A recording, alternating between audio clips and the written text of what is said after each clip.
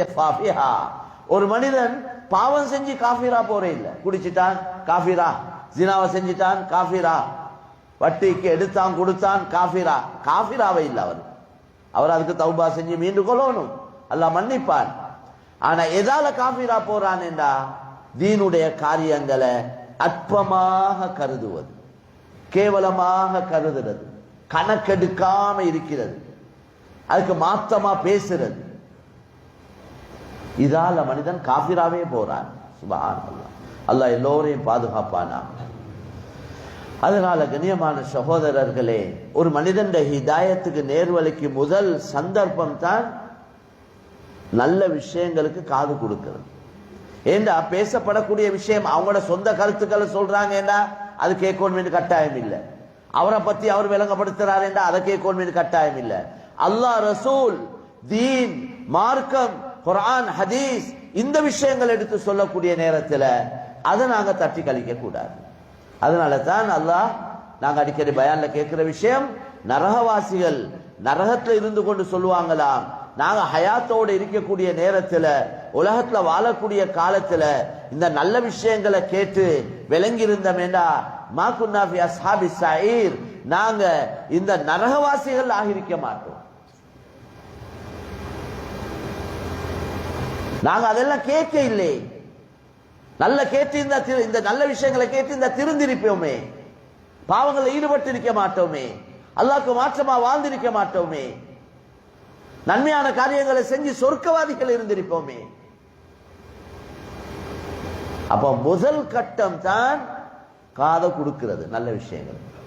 அதனால தான் وَإِذَا قُرِئَ الْقُرْآنُ فَاسْتَمِعُوا لَهُ وَأَنصِتُوا لَعَلَّكُمْ تُرْحَمُونَ. உங்களுக்கு குர்ஆன் ஓதி காட்டப்பட்டால் காது கொடுத்து மௌனமா இருந்து முழு கவனத்தோட கேளுங்க. அப்படித்தான் குர்ஆன்ல சொல்றாங்க. வேற எதுலையும் கவனம் செலுத்தாதீங்க. இதால என்ன நடக்கும்? நீங்க அல்லாஹ்வுடைய ரஹ்மத்துக்கு உட்பட்டவர்களாக இருவீங்க. இந்த போனும் எங்களுக்கு பெரிய ஒரு முசீபத்து. அதுல நல ஒரு பக்கம் இருக்க, கெடுதிகள் நிறைய இருக்கு. ஒரு பயான்ல கொண்டே வெளியே போனவர் ஷைத்தான் திரும்ப வந்து இருக்க விட மாட்டேன். அவனுக்கு இந்த மஜ்லிஸ் வெறுப்பான மஜ்லிஸ், அவனுக்கு இந்த மஜ்லிஸ்கள் எல்லாம் ஆக வெறுப்பானதே. திருந்திருவானே, அவனுக்கு யாரும் திருந்த கூடாது, அவனுக்கு யாரும் தௌபா செஞ்சிடக்கூடாது. அதெல்லாம் அவன் முயற்சிக்கு பாதிப்பானது. அவன் முழு முயற்சியும் மக்களை வழிக்கெடுக்கிறது, முழு முயற்சியும் மக்களை எப்படியாவது நரகத்துல தள்ளுறது. அதனால திருந்துறதுக்கு என்னென்ன காரணங்கள் இருக்குதோ அந்த காரணங்கள் எல்லாம் தடை செய்வான். நல்லவங்களோட பலவ விட மாட்டான், நல்லவங்களோட பலவ விட மாட்டான். ஏதாவது ஒரு உள்ளத்துல யோசனை போடுவான், இவரோட பலவ போனா அவங்களுக்கு பெரிய பிரச்சனை, அல்லது வேற ஏதாவது ஒரு ஷைத்தானியத்தான யோசனை ஒன்று வந்துடும், அது ஷைத்தானோட சம்பந்தப்பட்டது. ஏன்னா நல்லவங்களோட பழகினா இவர் நல்லவர் ஆகிடுவார். அப்ப அவன் முயற்சி மண்ணா போயிட்டு, நல்ல பேச்சுக்களை கேட்க விட மாட்டான், அவன் முயற்சி மண்ணா போயிடும். நல்ல மஜ்லிஸ்கள்ல கலந்து கொள்ள சந்தர்ப்பம் தர மாட்டான், தீனுடைய நல்ல வேலைகள்ல ஈடுபட விட மாட்டான். ஏன்னா அவன் அதுல ஈடுபட்ட அவன் திருந்தி அவுளியாவாகிடுவான்.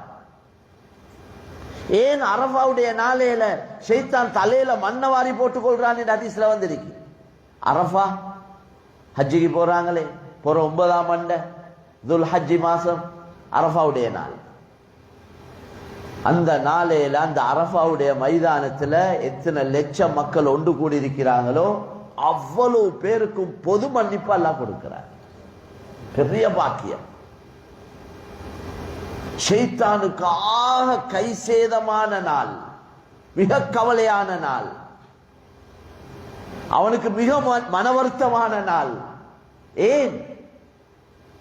அதுல 70 வயசு, 80 வயசு, 90 வயசு, அவ்வளவு காலம் இவர் ஜினால, குடியில, வட்டியில, ஹராத்துல, பாவத்துல, ஷிர்குல, குஃபுர்ல எல்லாம் ஈடுபட்டு இருந்தவர் அவர் ஹஜ்ஜிக்கு வந்திருப்பார், அரஃபாவுடைய மைதானத்தில் இருப்பார். அவருக்கு மன்னிப்பு கிடைக்க போகுதே என்று அவ்வளவு முயற்சி மண்ணா போகுதே, அவன் அவ்வளவு முயற்சி மண்ணா போகுது. அதனால் அவனுக்காக கை சேதத்துக்குரிய நாள் அரஃபாவுடைய நாள் என்ற ஹதீஸ்ல வந்து அவ்வளவு பேருக்கும் பொது மன்னிப்பு. அரஃபாவுடைய நாளையில ஒருத்தர் உள்ளத்துல அல்லாஹ் என்னைய மன்னிப்பானா, நான் செஞ்ச பாவங்கள் எல்லாம் எவ்வளவு, அதை வச்சு அல்லாஹ் என்னைய மன்னிப்பானா என்று அப்படி யோசனை வாரதும் பாவம்.